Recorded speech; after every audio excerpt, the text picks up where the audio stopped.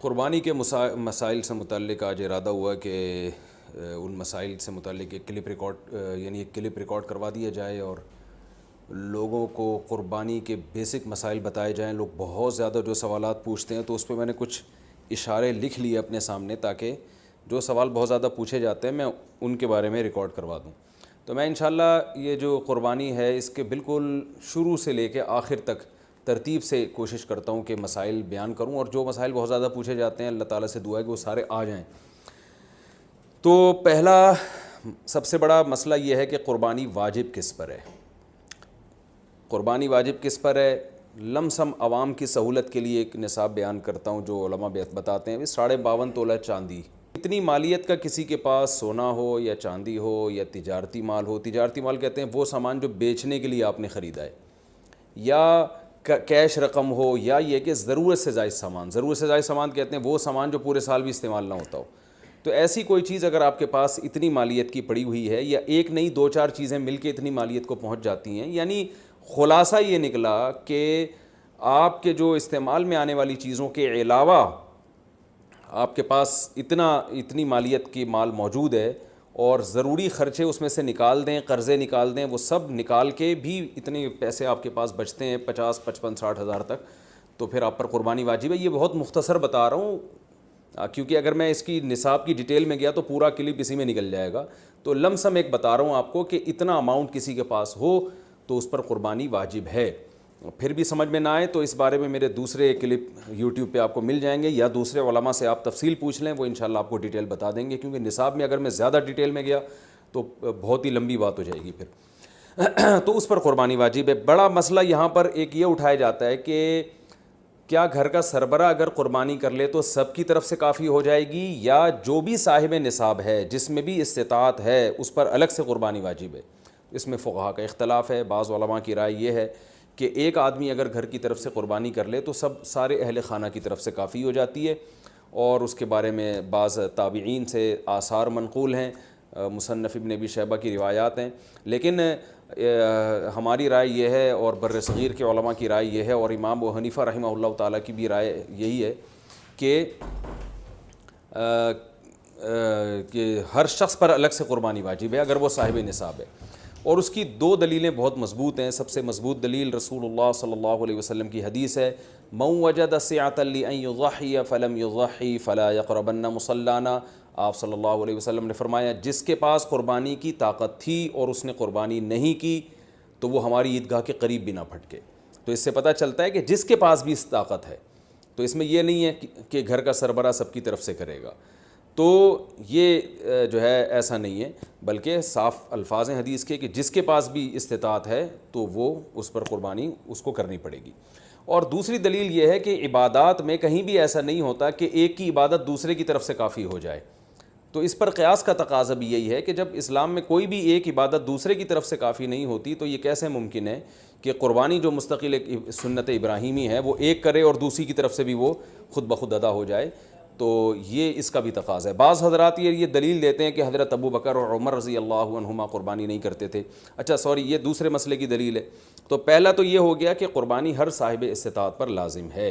بیگم کے پاس اگر زیور ہے اور اتنی مالیت کا ہے تو اس پر بھی قربانی واجب ہے. پھر وہ الگ بات ہے کہ اس کی طرف سے میاں اس کی پرمیشن سے کر دے, یعنی واجب تو اس پر ہوگی لیکن ضروری نہیں ہے کہ وہ خود کرے, اس کی طرف سے اس کا میاں بھی کر سکتا ہے اس کی پرمیشن سے, اجازت سے. اور میاں اپنی طرف سے بھی ایک کر دے اور بیگم کی طرف سے بھی ایک کر دے. یعنی گھر کے ایک فرد کرے گا اور سب کی طرف سے کافی ہو جائے یہ نہیں ہے, بلکہ ہر فرد کو الگ کرنی پڑے گی. وہ الگ بات ہے کہ اپنے پیسے سے کرنا ضروری نہیں ہے, وہ فرد خود کرے یا کسی سے کروا دے. پھر جب کسی سے قربانی کروائے گا تو اس کو پیسے دے, یا جو قربانی اس کی طرف سے کر رہا ہے وہ خود اپنے پیسے استعمال کر لے تو بھی ٹھیک ہے. یعنی یہ بھی ٹھیک ہے کہ آپ کے جو ابا ہیں, آپ کے جو والد صاحب ہیں وہ قربانی کر رہے ہیں اور سب بالغ بچوں کی طرف سے کر رہے ہیں, پیسے کسی سے نہیں لے رہے تو بھی ٹھیک ہے, کوئی حرج نہیں ہے. یا شوہر بیوی کی طرف سے کر رہا ہے اور پیسے نہیں لے رہا اس سے تو بہت اچھی بات ہے, ایسا نیک شوہر اللہ میاں سب کو دلائے. تو یا بیگم صاحبہ کر رہی ہیں اپنے خرچے پہ اور میاں کی طرف سے بھی کر رہی ہیں, میاں سے پیسے نہیں لے رہی, تو سبحان اللہ, بہت اچھا لگا آپ کو سن کے, تو ہمیں بھی بہت اچھا لگا. تو یعنی پیسوں کا ہر ایک کا ڈالنا ضروری نہیں. اچھا یہ بھی ایک مسئلہ ہوتا ہے کہ بڑا بھائی کر رہا ہے سب کی طرف سے اور سب سے آدھے آدھے پیسے لے رہا ہے قربانی کے وہ، یا تھوڑے تھوڑے پیسے لے رہا ہے باقی پیسے اپنی جیب سے ڈال رہا ہے، تو بھی ٹھیک ہے. یعنی جس کی طرف سے قربانی ہو رہی ہے اس کے لیے خود سے پیسے یعنی خرچ کرنا ضروری نہیں ہے، اس کی طرف سے اگر کوئی اور خرچ کر دیتا ہے تو بھی ٹھیک ہے، چاہے پورے پیسے خرچ کرے یا آدھے پیسے خرچ کرے. قرضہ لے کے بھی قربانی کی جا سکتی ہے، آپ کے پاس اگر پیسے نہیں ہیں تو آپ قرضہ لے کے کر سکتے ہیں، اگر آپ کو یقین ہے کہ میں یہ قرضہ بعد میں لوٹا سکتا ہوں.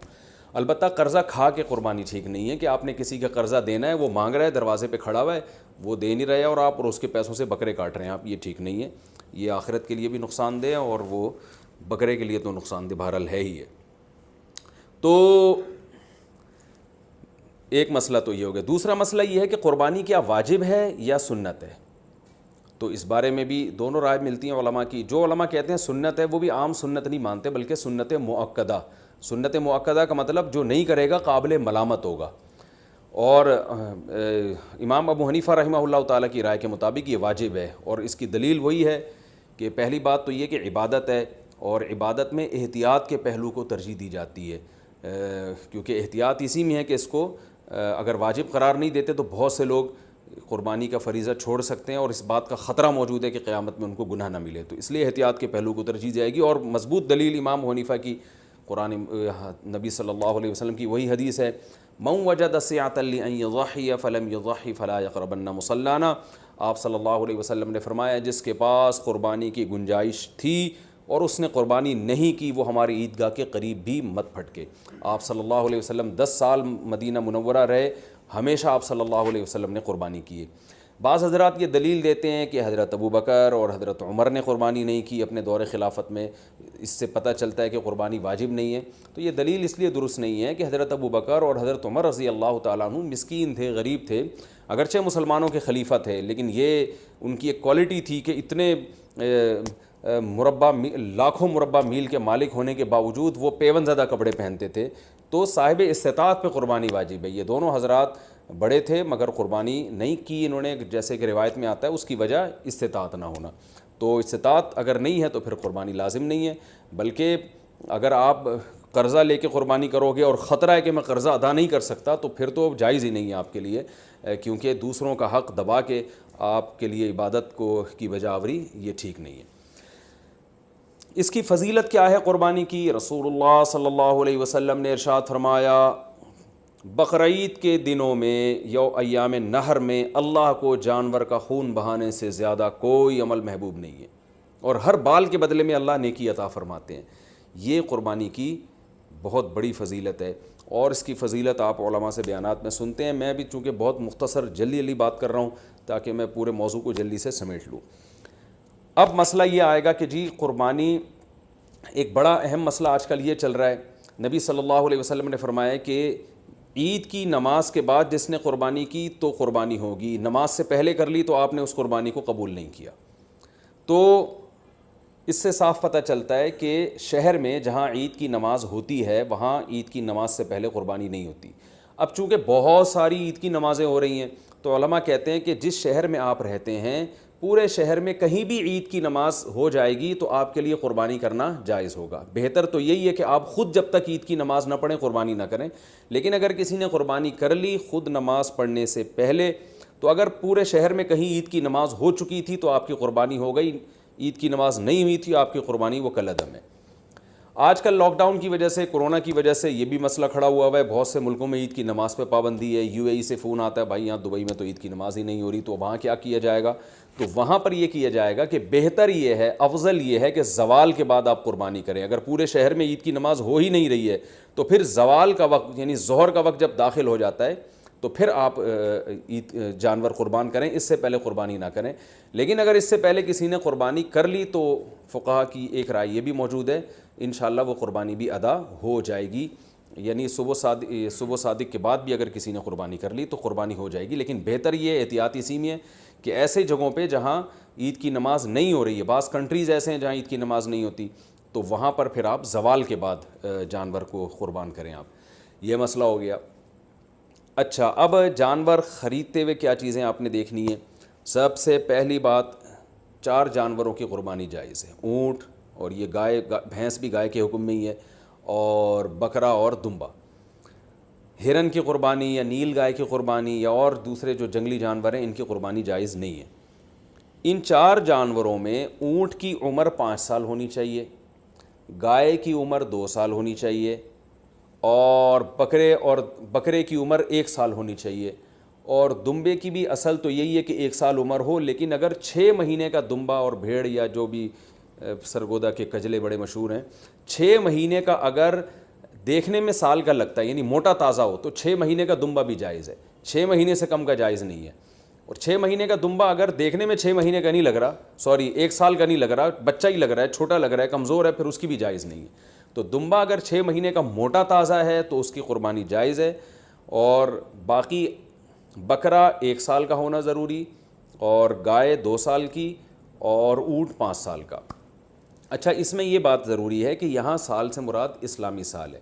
مثال کے طور پر آپ بکرا لینے کے لیے گئے مارکیٹ میں، ہاں بھائی کتنی عمر ہے، اس نے کہا کہ جی اتنی عمر ہے، تو آپ اس سے سیدھا سیدھا یہ پوچھیں کہ بھائی پچھلے سال بقرعید سے پہلے یہ پیدا ہو چکا تھا کہ نہیں ہوا تھا؟ اگر پچھلے سال بقرعید سے پہلے پیدا ہو چکا تھا تو اس سال بقرعید میں اس کی قربانی جائز ہے، بلکہ پچھلے سال اگر بقرعید والے دن پیدا ہوا تھا تو اس سال بقرعید والے دن جب وہ ٹائم گزرے گا تو اس ٹائم میں بھی اس کی قربانی جائز ہو جائے گی، کیونکہ پورا سال اسلامی سال گزر چکا ہے۔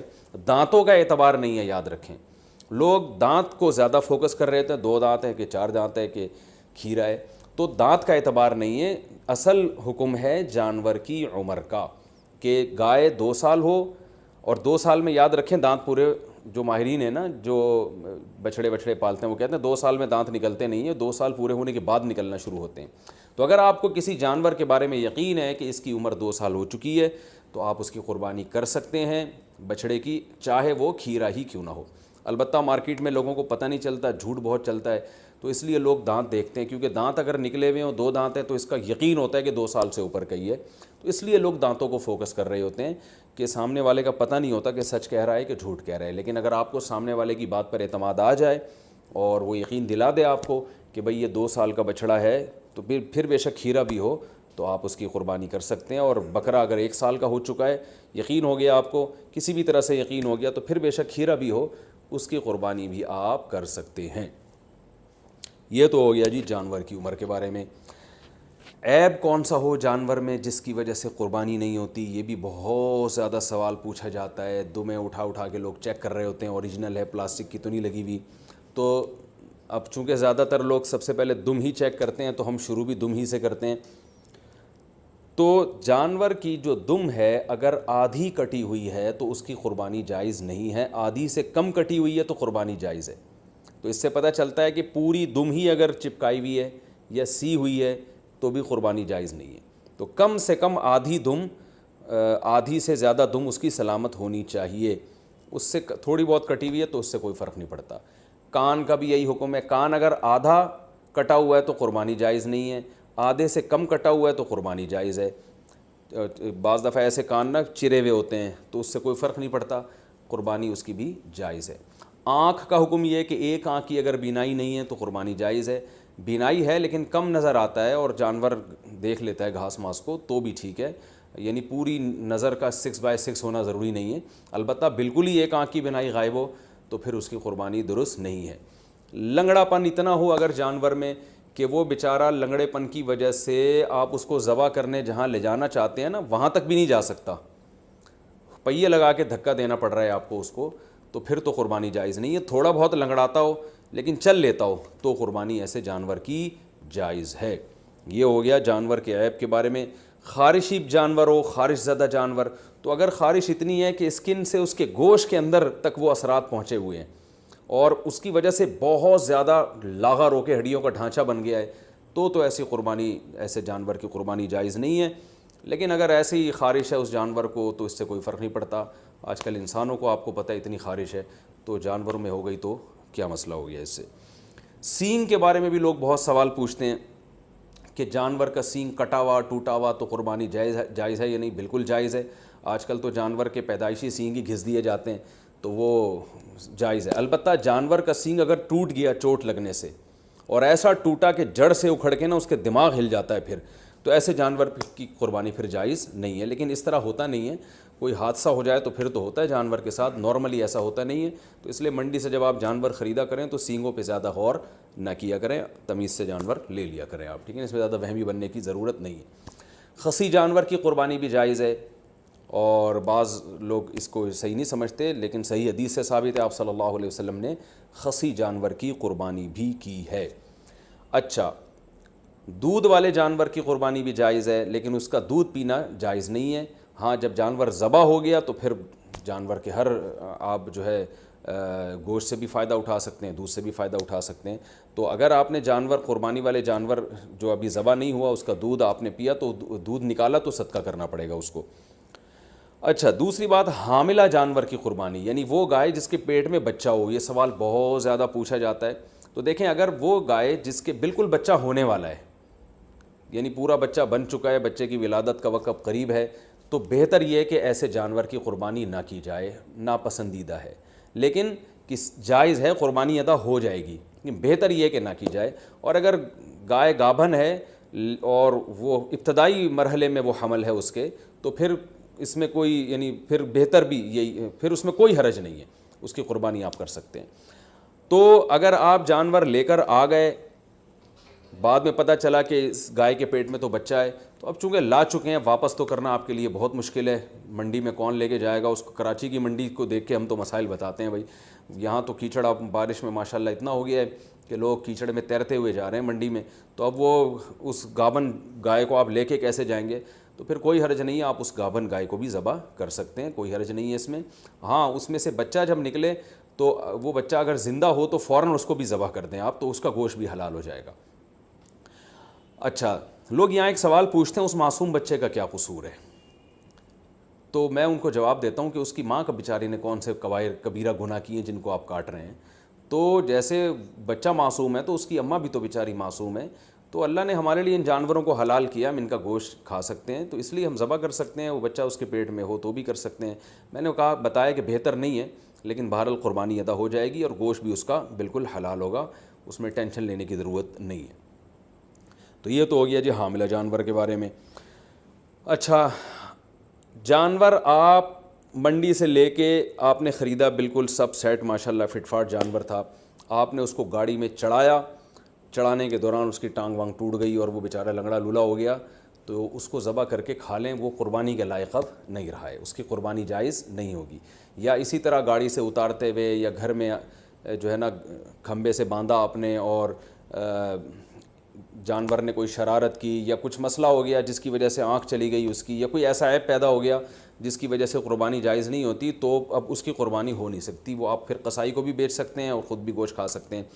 البتہ جانور کو جب ذبح کرنے کے لیے گرایا جاتا ہے، اس دوران اگر جانور کے کوئی ہاتھ پاؤں ٹوٹ گئے یا کوئی اندھا ہو گیا بیچارہ یا کچھ مسئلہ ہو گیا تو بے فکر رہیں، پھر کوئی حرج نہیں ہے. کیونکہ گراتے، یہ تو اللہ کا حکم ہے جانور کو گرا کے ذبح کرو، تو گرانے میں بعض دفعہ ایسا مسئلہ ہو جاتا ہے جس کی وجہ سے جانور میں کوئی عیب پیدا ہو جاتا ہے. تو ذبح کے دوران اگر کوئی عیب پیدا ہو گیا ہے تو بے فکر رہیں، اس سے کوئی فرق نہیں پڑتا، قربانی اس جانور کی حلال ہوگی. یہ تھا جانور کو گاڑی میں چڑھانا اور اتارنے سے متعلق. اچھا، ایک اہم مسئلہ یہ ہے، اب ہم آتے ہیں، میرا خیال ہے عیب والے مسائل تو کافی حد تک حل ہو چکے ہیں. اب ہم آتے ہیں جانور کو لٹانے، بلکہ اس سے پہلے کہ آپ جب جانور لے کر آئے تو بہت سے لوگوں کی نیت بدل جاتی ہے. آپ جانور لے کر آئے، بچھڑا، جب محلے والوں نے آ کے دیکھا تو کسی نے کوئی تعریف کرتا ہے، کوئی کہتا ہے یار یہ کیا اٹھا کے لے آئے آپ، ٹھیک ہے نا. تو اب آپ کا دل بدل گیا کہ یار پڑوسیوں کے یہاں تو بچھڑا ہے، وہ تو بڑا ٹائٹ ہے، اب آپ کا دل چاہ رہا ہے کہ میں اس جانور کو چینج کروں. تو دیکھیں، اگر آپ نے جانور خریدتے ہوئے قربانی کی نیت سے نہیں خریدا، ویسے ہی خریدا تھا، بعد میں سوچا تھا کہ میں دیکھوں گا قربانی کرنی ہے کہ نہیں کرنی، تو آپ اس کو بیچ دیں، کچھ بھی کریں، کوئی حرج نہیں ہے. لیکن اگر آپ نے قربانی کی نیت سے خریدا تھا، جیسے کہ 99% لوگ بقرعید میں قربانی کی نیت ہی سے جانور خرید رہے ہوتے ہیں، گھر لانے کے بعد آپ کی نیت بدل گئی، یار وہ پڑوسی ہے جو وسیم بھائی جو بچھڑا لے کر آئے ہیں نا، اس پہ الگ ہی نور برس رہا ہے، اور وہ ہمارے بچھڑے کے ساتھ جب کھڑا ہوتا ہے تو ہمارا بچھڑا تو احساس کمتری میں آئے نہ ہے، ہم احساس کمتری کے شکار ہوتے ہیں. تو اب آپ نے ارادہ کیا یہ بچھڑا آپ کسی کو پہنا دیں، تو بالکل جائز ہے. جیسے کسی نے آپ کو پہنایا تو آپ بھی کسی کو بچھڑا پہنا سکتے ہیں. تو لیکن پہنانے کے بعد ہوگا یہ کہ اگر اب آپ کو کرنا یہ پڑے گا کہ آپ جو بچھڑا لے کر آئے تھے یا بکرا لے کر آئے تھے، فار ایگزامپل وہ 1 لاکھ کا تھا، آپ نے آگے بیچا 1,20,000 میں، اور اب نیا بچھڑا لائے دوبارہ 1 لاکھ کا، تو یہ 20,000 کا جو پروفٹ ہے یہ آپ کے لیے جائز نہیں ہے، بلکہ 20,000 کا پروفٹ آپ کو صدقہ کرنا پڑے گا۔ تو اس لیے جب پرانا جانور آپ بیچیں گے تو نیا جانور یا تو اس سے اسی کی قیمت کا ہو یا اس سے زیادہ کی قیمت کا، اس سے کم قیمت کا لے کر آ گئے تو پروفٹ آپ کو صدقہ کرنا پڑے گا۔ تو یہ ایک اہم بات ہے۔ بیچنا بالکل جائز ہے، اس میں کوئی حرج نہیں ہے، میں نے کہا جیسے کسی نے پہنایا تو آپ بھی پہنا سکتے ہیں، تو اس میں کوئی حرج نہیں، لیکن پروفٹ پھر آپ کے لیے حلال نہیں ہے، کیونکہ یہ قربانی کی نیت سے جب آپ نے یہ جانور خریدا ہے، جب آپ نے قربانی کرنے کی نیت سے خرید لیا تو اب اس میں پروفٹ کمانا آپ کے لیے جائز نہیں رہا۔ آپ بچھڑا لے کر آئے، پورا بچھڑا اپنے لیے لے کر آئے آپ قربانی کی نیت سے، تو یہاں آپ نے ارادہ کیا، محلے والے آ گئے، وسیم بھائی نے کہا یار ایک حصہ ہمیں بھی دے دو یار ایک حصہ، تو آپ کا ارادہ بدل گیا، آپ نے کہا چل بھائی، تو آپ اس میں سے حصے بھی دوسروں کو دے سکتے ہیں، اس میں بھی کوئی حرج نہیں ہے۔ تو یہ بھی جائز ہے آپ کے لیے کہ اس جانور میں آپ سب کو شریک کر لیں۔ تو یہ ضروری نہیں ہے کہ آپ نے اپنے لیے گائے خریدی تو اب وہ پوری گائے آپ کے اپنے، ایک حصہ بھی آپ اپنا اس میں رکھ سکتے ہیں، 6 حصے دوسروں کو دے سکتے ہیں۔ ایک اہم بات یہ بھی ہو گئی۔ دوسری ایک اہم بات یہ ہے کہ آج میرے پاس عصر کے بعد ایک بندہ آیا، میں بچھڑا لایا تھا، صبح جب میں نے دیکھا تو اس کا انتقال ہو گیا۔ ان کی ورڈنگ یہی تھی، انتقال ہو گیا۔ میں نے کہا انتقال تو آدمیوں کے ہوتے ہیں، جانوروں کی تو موت واقع ہوتی ہے بھائی۔ خیر اس کا انتقال ہو گیا تو مالدار آدمی جس پر قربانی واجب تھی، اگر اس کا جانور بقرعید سے پہلے مر جائے تو اس پر لازم ہے کہ وہ دوبارہ قربانی کرے۔ ہاں دوبارہ قربانی میں یہ ضروری نہیں ہے کہ جتنا مہنگا پہلا جانور تھا اتنا ہی دوسرا بھی ہو، نہ، سستا جانور بھی کیا جا سکتا ہے، کیونکہ اب آپ پروفٹ نہیں کما رہے اس پہ، تو اس لیے وہ تو اللہ نے ہی اس کو اٹھا لیا پہلے، تو اس جانور کو ذبح کر کے مرنے سے پہلے گوشت کھا لیں یا قصائی کو بیچ دیں، اور جو آپ نیا جانور لے کر آئیں گے وہ یعنی وہ بیچ اس لیے دیں یا گوشت اس لیے تاکہ وہ اس نے بھی گوشت ہی یعنی گوشت کے طور پر ہی قصائی نے بھی استعمال کرنا ہے اس کو۔ تو جانور اگر مر گیا، آپ نیا جانور اگر لے کر آئے ہیں تو نئے جانور میں یہ ضروری نہیں ہے کہ پہلے والے جانور سے وہ مہنگا ہو، وہ سستا بھی لا سکتے ہیں۔ آپ پوری بچھڑا لے کر آئے تھے تو اب کوئی بات نہیں، ایک دمبا کر لیں چھوٹا موٹا آپ، تو یہ ضروری نہیں ہے کہ اتنا ہی مہنگا ہو وہ۔ اگر جانور مر جائے تو بس آپ نے ایک واجب اپنے ذمے سے پورا کرنا ہے، تو وہ سستا جانور بھی کر سکتے ہیں۔ اور اگر غریب آدمی جانور خرید کے لایا تھا قربانی کی نیت سے، وہ جانور مر گیا تو بس غریب کو ثواب مل گیا، دوبارہ اس پر قربانی واجب پہلے بھی نہیں تھی، اب بھی واجب نہیں ہے۔ تو یہ ہو گیا جی۔ اچھا اب ہم چلتے ہیں قربانی کے مسائل میں ذبح کی طرف۔ جانور ذبح کرنے میں ایک بڑی کوتاہی یہ ہوتی ہے کہ قصائیوں کے حوالے چھری کر دی جاتی ہے، بعض دفعہ پتہ نہیں ہوتا کہ یہ مسلمان ہیں بھی یا نہیں ہیں، کیونکہ ان دنوں میں ہندو بھی بہت سے قصائی بنے ہوئے ہوتے ہیں۔ تو یاد رکھیے گائے کی گردن پہ یا جانور کی گردن پہ جو چھری چلانے والا ہے، پکڑنے والا کوئی بھی ہو، رسی باندھنے والا کوئی بھی ہو، چھری چلانے والے کا توحید پرست ہونا ضروری ہے یا اہل کتاب ہونا ضروری ہے۔ تو اس لیے یہ دیکھ لیں کہ یہ مسلم بھی ہے یا نہیں ہے۔ اور تو بلا وجہ خامخواہ میں کوئی کہہ رہا ہوں میں مسلمان ہوں تو اب یہ نہیں کہ لیبارٹری چیک کے لیے بھیج دیا آپ نے اس کو کہ ہے بھی کہ نہیں ہے، اتنی تحقیق کی ضرورت نہیں ہے۔ تو بس یہ پہلے تحقیق کر لیا کریں بھائی، مسلمان ہو، توحید پرست ہو، ایک اللہ کو مانتے ہو، نبی صلی اللہ علیہ وسلم کی ختم نبوت کے قائل ہو، اور نبی صلی اللہ علیہ وسلم کو مختار کل، مشکل کشا، حاجت روا تو نہیں سمجھتے، تو جو توحید کا عقیدہ ہے نا وہ بہرحال پہلے ضروری ہے، جو بیسک اسلام کے عقائد ہیں وہ اس کو پتہ ہونے چاہیے۔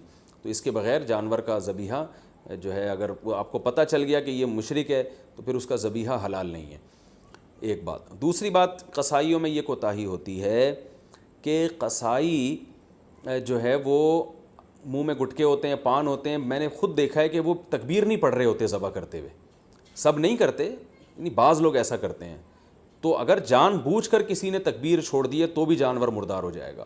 تو اس لیے قرآن مجید میں صاف اللہ کا حکم ہے وَلَا تَأْكُلُوا مِمَّا لَمْ يُذْكَرِ اسْمُ اللَّهِ عَلَيْهِ، وہ جانور جس پر اللہ کا نام نہ لیا جائے اس کو مت کھاؤ۔ تو اس لیے اس بات کا اہتمام کرنا چاہیے، جو لوگ جانور کے قریب کھڑے ہوئے ہیں ان کو سب کو چاہیے زور سے تکبیر پڑھنا شروع کر دیں تاکہ چھری پھیرنے والے کو یاد آ جائے اور وہ غفلت نہ کرے اس بارے میں۔ ہاں اگر بھولے سے رہ گیا، اس بیچارے کو یاد ہی نہیں رہا، تو وہ جانور حلال ہے، اس میں کوئی حرج نہیں ہے۔ جان کر تکبیرات چھوڑ دینا یہ بالکل اس سے جانور مردار ہو جاتا ہے۔ بعض اب ایسے ہوتا ہے کہ ایک آدمی سے چھری چل نہیں رہی ہوتی تو دوسرا بھی ہاتھ لگا دیتا ہے، یار ہم دونوں مل کے چھری چلا دیتے ہیں، تو دو آدمیوں نے اگر چھری چلائی ہے تو پھر دونوں پر تکبیر پڑھنا واجب ہے، دونوں میں سے ایک بھی اگر تکبیر چھوڑ دے گا تو جانور حلال نہیں ہوگا، اس کا خیال کیا کریں۔ اور ویسے بھی جانور کو خود ذبح کیا کریں، علماء کہتے ہیں کہ جانور ذبح کرنے والا جس کی قربانی ہے نا وہ خود ذبح کرے گا تو اس میں زیادہ ثواب ہے۔ ایک کوتاہی جو بہت عرصے سے میں بتاتا چلا آ رہا ہوں، قصائی جانور ذبح کرنے کے بعد 4 رگیں کٹنے کے بعد حرام مغز میں چاقو مارتے ہیں، یہ بالکل غلط ہے۔ صرف 4 رگیں کاٹ کے جانور کو چھوڑ دینا ہے تاکہ بلیڈنگ زیادہ ہو، اس کا خون نکل جائے باڈی سے۔ قصائیوں کے پاس ٹائم کم ہوتا ہے، وہ جلد بازی میں ہوتے ہیں، لہذا وہ کہتے ہیں کون اتنی دیر جانور کے ٹھنڈا ہونے کا انتظار کرے۔ بالکل ایسے ہی جیسے خواتین کو جب ڈیلیوری ہوتی ہے نا، بچہ پیدا ہوتا ہے تو بعض گائنی کی ڈاکٹر کہتی ہیں کون اتنی دیر انتظار کرے گا، لاؤ چاقو کینچی لاؤ، پیٹ چاک کرو اور آپریشن کر کے بچہ باہر نکالو، ہم نے دوسرا کیس بھی نمٹانا ہے۔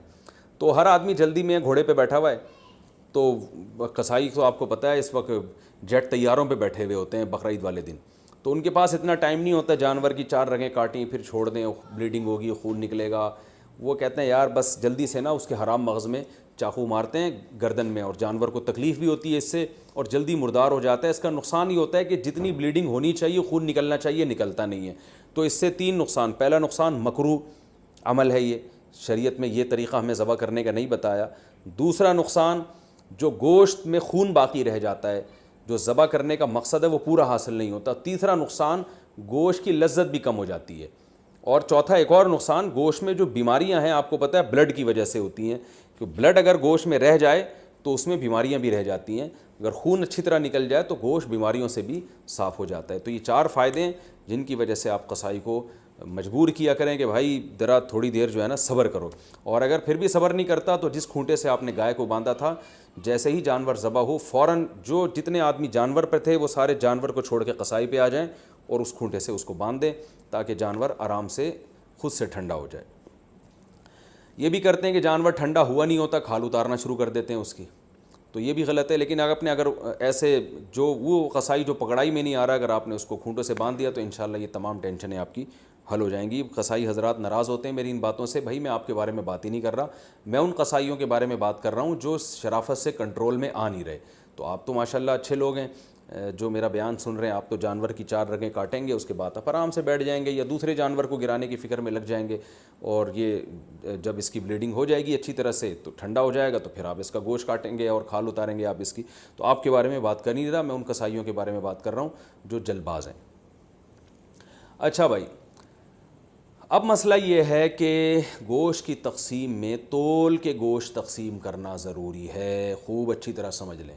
گوشت سودی اموال میں سے ہے، لہذا گوشت کے جب 7 حصے ہوں گے تو تول کے ہوں گے، یہ خوب سمجھ لیں۔ لوگ کہتے ہیں ہم راضی ہیں، تو راضی ہونے کا مسئلہ نہیں ہے، یہ سودی اموال میں سے ہے۔ اب میں اس کی ڈیٹیل میں جاؤں گا تو یہ کلپ بہت زیادہ لمبا ہو جائے گا، تو اس لیے بس علماء کی بات پر اعتماد کر لیں۔ اس کو تول کے تقسیم کرنا واجب ہے۔ اگر تول کے تقسیم سے بچنا چاہیں تو 60 ڈھیریاں بنا کر 7 میں کلیجی ملا دیں، تو پھر تول کے تقسیم کرنا واجب نہیں رہے گا۔ اس کے دلائل کیا ہیں یہ کسی اور وقت انشاءاللہ بیان کروں گا۔ تو اور پھر بھی احتیاط اسی میں ہے کہ تولیں بھی اور کلیجی بھی ملا دیں 7 ڈھیریوں میں، تاکہ اگر تول میں گڑبڑ ہو گئی ہو تو کلیجی اس جو ادھر اگر تھوڑا سا گوشت زیادہ چلا گیا تو اس کے مقابلے میں ادھر کلیجی آ جائے تو سود سے بچت ہو جائے گی۔ وہ لوگ کہتے ہیں پتہ نہیں کس قسم کی باتیں کر رہے ہیں، وہ انشاءاللہ بعد میں ڈیٹیل میں اس مسئلے کو سمجھا دوں گا، بلکہ پہلے سمجھا بھی چکا ہوں کئی دفعہ کہ سودی اموال میں عقل نہیں چلتی ہے۔ جب شریعت نے برابری کا حکم دیا تو بس برابری ہے، تو گوشت بھی سودی اموال میں سے ایک مال ہے۔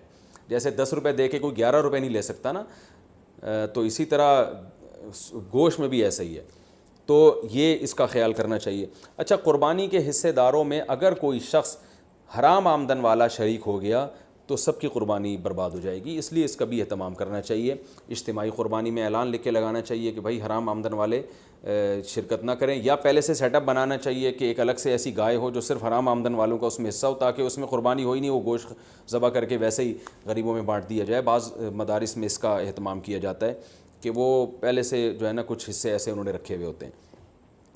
تو لیکن اگر آپ گھر کی گائے لائے ہیں یا ویسے کسی گائے میں حصہ لے رہے ہیں اور اس میں کوئی حرام آمدن والا آ گیا، لیکن اگر آپ کو پہلے سے پتہ نہیں ہے تو پھر شریعت نے ہمیں بلا وجہ کے تجسس کا حکم نہیں دیا. یہ ایک آدمی زبان سے کہہ رہا ہے میں حلال کماتا ہوں، بس اس کی زبان پر اعتماد کرنا ہمارے لیے کافی ہے. اب آپ نے کہیں اجتماعی قربانی میں حصہ لیا، اب یہ نہیں کہ آپ اپنی گائے کے بارے میں تحقیقات کرتے پھرنے اس میں حرام تو ہے کہ نہیں ہے. وہ گناہ پھر انہی لوگوں پر ہوگا جنہوں نے اجتماعی قربانی کا انتظام کیا ہے. اگر انہوں نے خود سے جان کر کسی حرام والے کو شامل کر دیا تو وہ گناہ گار ہوں گے. تو آپ کو اگر جب تک پتہ نہیں ہے تو شریعت میں یہی حکم ہے، اب ہمو ما ابہم اللہ، جس چیز کو اللہ نے واضح نہیں کیا ہے تو ہم اچھا گمان ہی رکھیں گے اس میں. اچھا، یہ قربانی کا گوشت غیر مسلموں کو دینا بالکل جائز ہے، اس میں کوئی حرج نہیں ہے، غیر مسلم کو بھی دے سکتے ہیں.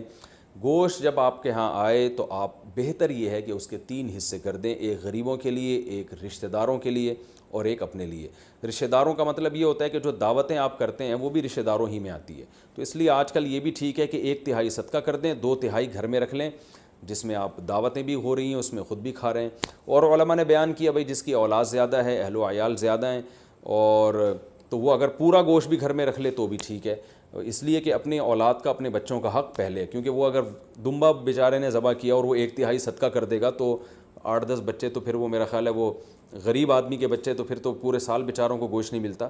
تو ایسے غریب آدمی کے لیے حکم یہ ہے کہ وہ پھر پورا گوشت بھی رکھ لے، یہ زیادہ بہتر ہے اس کے لیے. اور 1/3 گوشت صدقہ کرنا یہ بھی مستحب عمل ہے، کوئی فرض واجب نہیں ہے، لیکن بہرحال اس پہ عمل کرنا چاہیے. کیونکہ قرآن مجید میں اللہ تعالیٰ کا ارشاد ہے کہ اطعم القانع والمعتر، کہ خود بھی کھاؤ اور کلو منہا، خود بھی اس میں سے کھاؤ اور محتاجوں کو بھی اس میں سے کھلاؤ. خود بھی کھانا چاہیے، محتاجوں کو بھی کھلانا چاہیے. ایصال ثواب کے لیے قربانی، ابا اماں کی طرف سے قربانی، جو مرحوم ہے، دادا نانی کی طرف سے قربانی، یہ بالکل جائز ہے، اس میں کوئی حرج نہیں ہے. بعض صحابہ سے بھی ثابت ہے اور رسول اللہ صلی اللہ علیہ وسلم سے بھی ثابت ہے کہ آپ نے 2 مینڈیں ذبح کی، ایک اپنے لیے اور ایک اپنی امت کے لیے. تو پتہ چلا کہ یہ قربانی اپنے لیے بھی ہو سکتی ہے اور اپنے علاوہ کسی اور کے لیے بھی ہو سکتی ہے. وہ کسی اور کوئی بھی ہو سکتا ہے، نبی صلی اللہ علیہ وسلم بھی ہو سکتے ہیں، آپ کے والدین بھی ہو سکتے ہیں، تو کوئی بھی ہو سکتا ہے.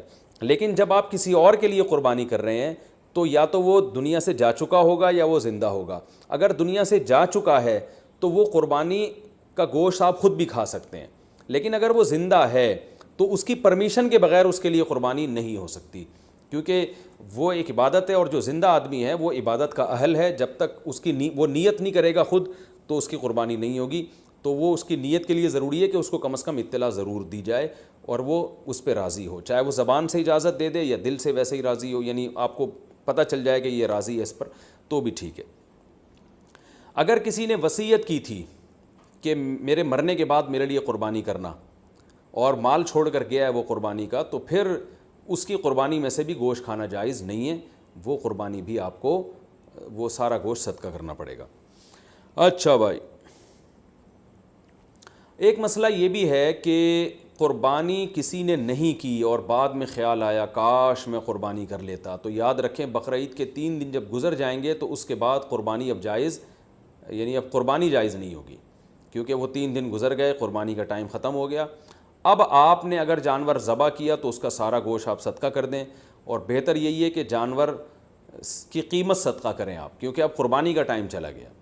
تو اس لیے بقرعید کے 3 دنوں، پھر وہ اگلے سال بقرعید میں بھی نہیں ہو سکتی قضا اس کی، تو بس بقرعید کے 3 دن کے اندر اندر تو جانور ذبح کرنا ہے. اگر آپ نے ذبح نہیں کیا اور آپ پر قربانی واجب تھی، آپ سے غلطی ہوئی ہے، تو اب 3 دنوں کے بعد آپ نے کیا کرنا ہے، اس جانور کا یعنی اس جانور کی قیمت آپ صدقہ کر دیں. اب جو ہے وہ قربانی کا ٹائم چلا گیا. اور یہ بھی یاد رکھیں، اس پر بہت مضبوط دلائل ہیں کہ قربانی کے صرف 3 دن ہیں. اس پر میں کلپ ریکارڈ کروا چکا ہوں، صحابہ تابعین کے آثار ہیں، احادیث ہیں کہ صرف 3 دن قربانی جائز ہے، چوتھے دن قربانی جائز نہیں ہے. بہت ساری روایات ہیں اس پر صحابہ کرام کی، تقریباً اجماع ہے اس کے اوپر کہ چوتھے دن قربانی جائز نہیں ہے. اور جو چوتھے دن والی حدیث ہے وہ بالاتفاق ضعیف ہے. تو اس لیے اپنے اہم ترین عبادت کو آپ ضائع نہ کریں، جو اللہ نے ہمیں 3 دن بتائے ہیں اسی میں قربانی کریں، اور وہ اتنے دن ہیں کہ ہمیں چوتھے دن کی طرف جانے کی ضرورت بھی نہیں ہے. لیکن اگر کوئی کر رہا ہے تو بحث مباحثہ نہ کریں، لڑائی جھگڑا یہ بھی اچھی چیز نہیں ہے. آپ خود احتیاط کریں، صرف 3 دن، اور جتنے لیٹ کریں گے قربانی کا ثواب کم ہوگا. پہلے دن سب سے زیادہ، دوسرے دن اس سے کم، تیسرے دن اس سے بھی کم. اچھا بھائی، اور مسئلہ کیا ہے کہ قربانی میں عقیقے کی نیت کرنا، یہ سوال بھی بہت پوچھا جاتا ہے، بالکل جائز ہے۔ آپ ایک گائے لے کر آئے تو آپ اس میں اپنے بچوں کا عقیقہ بھی کر سکتے ہیں، اور قربانی کا یعنی بیٹے کا لڑکے کی طرف سے 2 حصے ڈال دیں اس میں، اور ایک اپنی قربانی بھی کر لیں، یہ بھی بالکل جائز ہے۔ اچھا بھائی، اور نابالغ اولاد کی طرف سے قربانی، دیکھیں جو نابالغ اولاد کی طرف سے قربانی ہے اگر تو انشاءاللہ اس کو ثواب ملے گا، قربانی وہ آپ ہی کی طرف سے ہوگی، تو یعنی آپ ہی اس قربانی کے مالک ہیں، تو کیونکہ جو نابالغ ہے نا اس پر قربانی بہرحال واجب نہیں ہوتی، چاہے وہ کتنا ہی مالدار کیوں نہ ہو، اور اگر بالکل ہی چھوٹا بچہ ہے تو پھر اس کی طرف سے قربانی کا مطلب یہ ہوتا ہے کہ آپ خود ہی بس قربانی کر رہے ہیں، تو وہ قربانی کا اہل نہیں ہے، اس کی طرف سے قربانی نہیں ہوگی۔ ہاں اگر وہ سمجھدار ہے، بلوغت کے قریب ہے، تو پھر اس کی طرف سے قربانی ادا ہو جائے گی، اگرچہ اس پہ واجب ہے نہیں ابھی، تو یہ کر سکتے ہیں، اس میں کوئی حرج نہیں ہے۔ اچھا، ایک اہم مسئلہ یہ بھی ہے کہ اونٹ کو ذبح کرنا یہ سنت نہیں ہے، اونٹ کو نہر کرنا سنت ہے، کھڑے کھڑے اس کی ٹانگ باندھ کے نا یہاں چاقو مارا جاتا ہے، اور ایکسپرٹ جو کسائی ہوتے ہیں وہ ایسے زور سے کٹ لگاتے ہیں کہ ایک دم فوارہ نکلتا ہے، اونٹ بہت جلدی ٹھنڈا ہو جاتا ہے، اور جو اناڑی ہوتے ہیں وہ بہت تکلیف دیتے ہیں جانور کو، وہ گھماتے رہتے ہیں اس میں، اور ان کو صحیح نس ملتی نہیں ہے، رگ ملتی نہیں ہے، اونٹ کا خون کم بہتا ہے، وہ بہت دیر سے اس کی جان نکلتی ہے، تو یہ بہت جو ہے وہ اچھا کام نہیں ہے جانور کو تکلیف دینا۔ آپ صلی اللہ علیہ وسلم نے حکم دیا ہے کہ جب تم میں سے کوئی شخص جانور کو ذبح کرنے کا ارادہ کرے تو اسے چاہیے کہ جانور کو راحت پہنچائے، اس کی راحت کا خیال رکھے، وہ اس کی کو اذیت نہ دے، تکلیف نہ دے، اور آپ نے یہ بھی فرمایا کہ اپنی چھری کو پہلے تیز کر لو تاکہ جانور کو تکلیف نہ ہو۔ بعض لوگ یہ کر رہے ہوتے ہیں، جانور کو لٹا کے چھری تیز کر رہے ہوتے ہیں، وہ بھائی پہلے ہی کر لیتے یہ کام، اس کو آپ نے جو لٹا کے اتنی تکلیف دی ہوئی ہے، یہ ٹھیک نہیں، یہ ٹھیک عمل نہیں ہے۔ تو جانور کو راحت دینے کا ہمیں حکم ہے، تکلیف سے اس کو بچانا ہے ہم نے۔ تو یہ کچھ مسائل تھے، اور بھی کوشش کر رہا ہوں کہ کوئی مسائل دماغ میں آ جائیں جو لوگ زیادہ زیادہ۔ ہاں ایک اہم مسئلہ یہ، بعض جانور بڑے شرارتی ہوتے ہیں، کنٹرول میں نہیں آ رہے ہوتے، جیسے بعض میاں کنٹرول میں نہیں آتے، بعض بیویاں کنٹرول میں نہیں آتی، بعض بچے کنٹرول میں نہیں آتے، اور بعض دفعہ آپ کا ملازم کنٹرول میں نہیں آ رہا، تو اس دفعہ بعض دفعہ آپ ایسی گائے لے آتے ہیں کہ وہ گائے، ابھی ہمارے 2-3 سال پہلے محلے میں ایک بچھڑا آیا، وہ ایسا خونخوار قسم کا بچھڑا کہ وہ کسی کو قریب ہی نہ آنے دے، تو ایک قصائی آیا، اس نے کہا ابے دیکھو ایسی کی تیسی، میں کسی سے نہیں ڈرتا، اور بغیر کچھ کہے نا وہ بچھڑے کے قریب چلا گیا۔ جو وہاں بچھڑے کے قریب لوگ تھے نا، ان کا بیان ہے کہ وہ ایسے اچھلتا ہوا قصائی بچھڑے کے پاس گیا کہ جیسے ڈرتا ہی نہیں ہے، تو کہہ رہے ہیں ہمیں چند سیکنڈ کے بعد ہمیں یہ لگا کہ صرف بچھڑا ہے، قصائی ہے نہیں یہاں پہ کہیں بھی، تو ہم حیران، یہ قصائی کیا کہاں، یعنی بچھڑے نے اتنی اسپیڈ کے ساتھ اس کو لات ماری ہے کہ قصائی مارکیٹ سے شارٹ، تو کہہ رہے ہیں ہم دیکھا وہ وہاں پڑا ہوا ہے۔ تو وہ فنٹر گیری بھی بعض لوگ کر رہے ہوتے ہیں، تو ایسا جانور جو بہت ہی شرارتی ہو، قابو میں نہ آ رہا ہو، تو شرعاً یہ جائز ہے کہ آپ اس کو پہلے اگر کسی گولی وغیرہ سے مار دیں، گرا دیں اس کو بندوق سے، اور پھر ذبح کر لیں تو بھی جائز ہے، یا اور کسی طریقے سے اس کو قابو میں لانے کے لیے یہاں پر اس کے گردن پہ کھڑے کھڑے بھی ذبح کر سکتے ہیں، یعنی اس کو آپ، یعنی 2 دھاری چاقو آپ نے گردن پہ لگایا اور اس کو چاروں رگیں کاٹ ڈالی تو بھی جائز ہے۔ تو بہتر سنت طریقہ تو یہی ہے کہ لٹا کے گلے پہ چھری چلائی جائے بچھڑے کے، لیکن اگر وہ بے قابو بچھڑا ہے تو کھڑے کھڑے بھی مجبوراً اس کو ذبح کرنا جائز ہے۔ ہاں اگر گولی ماری آپ نے اس کے گرانے کے لیے اور گولی سے ہی وہ ٹھنڈا ہو گیا تو پھر حرام ہو جائے گا، چاہے گولی پہ تکبیر بھی کیوں نہ پڑی ہو، کیونکہ گولی کا شکار جائز نہیں ہے، حلال نہیں ہے، تو اس لیے دھاری دار چیزوں کا شکار ہوتا ہے۔ اسی طرح جانور اگر بھاگ گیا اور آپ نے اس کو چاقو مارا پیچھے سے تکبیر پڑھ کے، اور تیر مارا یا چاقو مارا، آج کل لوگ ارطغرل دیکھ رہے ہیں تو تیر ویر بھی لوگ گھروں میں لا کے رکھ رہے ہوں گے، تو تیر مارا، دھاری دار چیز ہے نا، وہ تیر اس کے جا کے لگا، یا چاقو آپ نے مارا، وہ چاقو اس کے لگا، اس سے وہ زخمی ہو گیا، اس سے وہ نیچے گرا، آپ فوراً بھاگیں جا کے اس کو ذبح کریں، لیکن آپ فوراً بھاگے اور ذبح کرنے سے پہلے وہ ٹھنڈا ہو گیا تو بھی وہ حلال ہے، کیونکہ دھاری دار چیز سے شکار اگر کیا تو پھر اگر آپ کو ذبح کرنے کا موقع نہیں ملتا اور اس دوران جانور مر جاتا ہے تو وہ شکار حلال ہوتا ہے، بشرطے کہ آپ نے تیر پھینکتے ہوئے یا چھری پھینکتے ہوئے آپ نے تکبیر پڑھی ہو، اللہ کا نام لیا ہو۔ لیکن اگر آپ قریب پہنچ گئے اور زندہ تھا وہ، تو پھر آپ نے ذبح نہیں کیا تو پھر حلال نہیں ہوگا، یا آپ نے تیر سے شکار کیا یا چاقو سے شکار کیا، اس کا یعنی نیزہ مارا اس کے اوپر، اور وہ پھر آپ اس کے پیچھے بھاگے نہیں اس کو ذبح کرنے کے لیے, تو بھی وہ حلال نہیں ہوگا. یعنی آپ نے اپنی ذمہ داری پوری کی, اس کے باوجود وہ آپ کے پہنچنے سے پہلے ٹھنڈا ہو گیا تو پھر وہ حلال ہے, لیکن گولی کا شکار کسی صورت میں حلال نہیں ہے. بلا وجہ جانور کو گولی سے مار کے گرانا یا اسے بے ہوش کر کے ذبح کرنا یہ بھی مکروہ ناپسندیدہ عمل ہے, اس لیے کہ جانور کو جب آپ بے ہوش کر دیتے ہیں تو پھر اس کو جب ذبح کرتے ہیں تو خون صحیح طرح سے اس کا نہیں نکلتا, جو ذبح کے مقاصد کے خلاف ہے, اور پھر یہ بھی خطرہ ہوتا ہے کہ جانور پہلے ہی نہ مر چکا ہو. تو یہ کچھ مسائل تھے قربانی کے. اللہ تعالیٰ ہم سب کی قربانیوں کو قبول فرمائے. اور یاد رکھیں بقرعید کے 3 دنوں میں آپ صلی اللہ علیہ وسلم نے فرمایا اللہ تعالیٰ کو جانور کا خون بہانے سے زیادہ کوئی عمل محبوب نہیں ہے, اور آپ نے فرمایا طیبوا بہا انفسکم, خوش دلی کے ساتھ قربانی کیا کرو. اور یہ بہت افسوس کی بات ہے آج ہمارے یہاں جب جانور کو ذبح کیا جا رہا ہوتا ہے لوگ شور مچا رہے ہوتے ہیں, اچھل رہے ہوتے ہیں, سیٹیاں بجا رہے ہوتے ہیں. یہ بالکل بھی ٹھیک نہیں ہے. یہ ایک عبادت ہے. ابراہیم علیہ السلام جو اللہ کے خلیل تھے ان کی سنت ہے, تو عبادت کو عبادت والے انداز ہی میں کیا جائے گا. اس وقت ذکر کرنا چاہیے, اللہ کا نام لینا چاہیے, دل میں دعا مانگنی چاہیے کہ اللہ ہمارے اس عمل کو قبول فرما. سیٹیاں بجانا اور ہوٹنگ کرنا اور ایسے اچھلنا یہ بہت بالکل نامناسب حرکت ہے. وہ کوئی وہ انٹرٹینمنٹ کا کوئی شو نہیں ہو رہا, وہ بلکہ ایک عبادت ہو رہی ہے اللہ کے لیے. ایک اپنے مال کو آپ, ایک نفیس مال کو اور ایک جان کو آپ قربان کر رہے ہو اللہ کی خاطر, تو عبادت ہی ہونی چاہیے. اور اس وقت دعا پڑھنی چاہیے انی وجہت وجہی للذی فطر السماوات والارض حنیفا وما انا من المشرکین. یہ دعا کسی کو یاد نہ ہو تو ویسے ہی زبان سے کہہ دے اللہ یہ میری طرف سے اور میں نے تیری طرف رخ کیا اور یہ میری طرف سے صرف تیرے لیے قربانی ہے اور تیرے خلیل ابراہیم علیہ الصلاۃ والسلام کی سنت کو میں زندہ کر رہا ہوں. یہ دل میں نیت کر لے, زبان سے اچھے الفاظ کہہ دے کہ اللہ تو میری طرف سے قبول کر لے اس کو. تو یہ الفاظ کہنے چاہیے, دعا مانگنی چاہیے کہ اللہ اس کو قبول فرما لے. تو یہ ہے قربانی کا گوشت اسٹور کتنے دن کر سکتے ہیں, جتنے دن چائیں فریج جب تک آپ کی اجازت دیتا ہے. البتہ میں ایک چٹکلا سناتا ہوں. وہ ایک آدمی نے اپنا بکرا دیکھا جنت میں ٹہلتا ہوا نظر آ رہا ہے, بکرا ذبح کیا تھا نا اس نے, لیکن اس بکرے کی ایک ٹانگ جو ہے نا وہ نہیں تھی. تو اس نے بکرے سے پوچھا بھائی تیری ایک ٹانگ کہاں ہے؟ تو اس نے کہا وہ ابھی تک تیرے فریج میں رکھی ہوئی ہے, 6 مہینے ہو گئے ہیں, ٹھیک ہے نا, وہ یہاں پہنچی نہیں ہے. تو اسٹور بھی کر سکتے ہیں لیکن اتنا اسٹور نہ ہو کہ جو ہے وہ آپ 6-7 مہینے, وہ گوشت کی ذائقہ بھی چینج ہو جاتا ہے. کھائیں بھی کھلائیں بھی, اللہ تعالیٰ کو کھلانے والے بھی پسند ہیں. اور قربانی میں تو اللہ تعالیٰ نے ہمیں روزے کو حرام کر دیا بقرعید کے دنوں میں, اسی وجہ سے حرام کر دیا کہ ہم تاکہ قربانی کا گوشت استعمال کر سکیں. تو قربانی کا گوشت کھانا بھی سنت ہے. آپ صلی اللہ علیہ وسلم نے 60 اونٹ اپنے ہاتھ سے نہر کیے تھے, اور روایت میں ہے کہ ہر اونٹ سے کچھ نہ کچھ گوشت آپ صلی اللہ علیہ وسلم نے چکھا تھا. تو اس لیے مبارک گوشت ہے, اللہ کی طرف سے ضیافت ہے. اللہ تو بھائی دال چاول بھی کھلا رہا ہو اپنی طرف نسبت کر کے تو بھی بڑی چیز ہے وہ, اللہ ہمیں گوشت کھلا رہا ہے. تو یہ وہ گوشت نہیں ہے جو پورے سال ہم کھاتے ہیں, یہ وہ گوشت ہے جو صرف 3 دن اللہ اپنی طرف سے ہمیں اپنی طرف نسبت کر کے ضیافت کرتا ہے کہ میری طرف سے یہ تمہاری ضیافت ہے. بڑی مبارک چیز ہے. اللہ تعالی ہم سب کو سمجھنے کی, عمل کرنے کی توفیق عطا فرمائے. وما علینا الا البلاغ. ایک اور مسئلہ رہ گیا کہ قصائی کو گوشت اجرت کے طور پہ دینا جائز نہیں ہے.